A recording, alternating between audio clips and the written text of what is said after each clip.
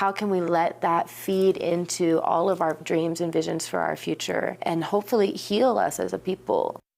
This Black History Month, we are celebrating the important contributions and stories from New Mexico's Black communities. Darlene Melendez introduces you to an artist who is finding all those answers by carving out a piece of history in the most literal way. Surrounded by piles of paint tubes, jars filled with paint brushes, and other sorts of tools, Nikesha Breeze is hard at work. I can just let the work do the work. But Nikesha isn't alone in this studio. In fact, faces fill this house workspace. Just so many little details. These portraits are just as intricate as the people in them. Nikesha learned their stories a few years ago. I began to study a ton around the history of African American people. That research inspired Nikesha's first portraits ever, not intended for anyone to see, just a cathartic exercise. Those same first portraits gave Nikesha validation to create the next piece. And then I started in the research trying to figure out what are some of the ways that people honor the dead. So, how to honor the millions of faceless and nameless victims of the African slave trade. In that research, I found the tradition of death masks. So came the 108 death masks. It was very easy to romanticize the idea of what my ancestors would look like. And I ended up deciding that the only way I could do it right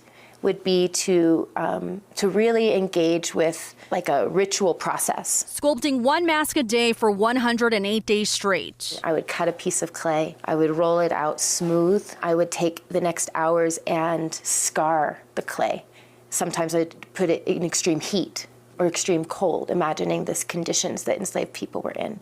Sometimes I would hit it with leather straps like whips. And by the end, they were marked with all of these historical textures. The completed installation caught the attention of the Equal Justice Initiative. We're creating a new monument. The question was, can I recreate this work in bronze? Take a look around Nikesha's studio today and you can guess that answer. I decided to do the work in West Africa, in the land of the ancestors. So for 4.5 months, Nikesha worked alongside a master caster. We did the entire process in the most archaic way. So it was collected beeswax, donkey dung, clay from termite mounds, sand from the earth, and we blended those all together and then individually pressed that into the wax, baked it in a huge open fire, then poured the bronze into each of these clay molds. I worked with just hand sanding and grinding each one. Now the newly made bronze masks are mounted on this 100-foot wall at the Freedom Monument Sculpture Park, a new national monument by the EJI, built along the banks of the Alabama River, where once many faced the horrors of the slave trade. People can now stand eye level with Nikesha's work. And I invite folks to come up and to take a single breath with each mask, a single prayer, really, for peace and justice. And stand face to face with the ancestors behind them. I made 108, but we can imagine 1 million behind each mask. So what started as a journey for individual truth led to a lot more. Remembrance, ritual, reparation,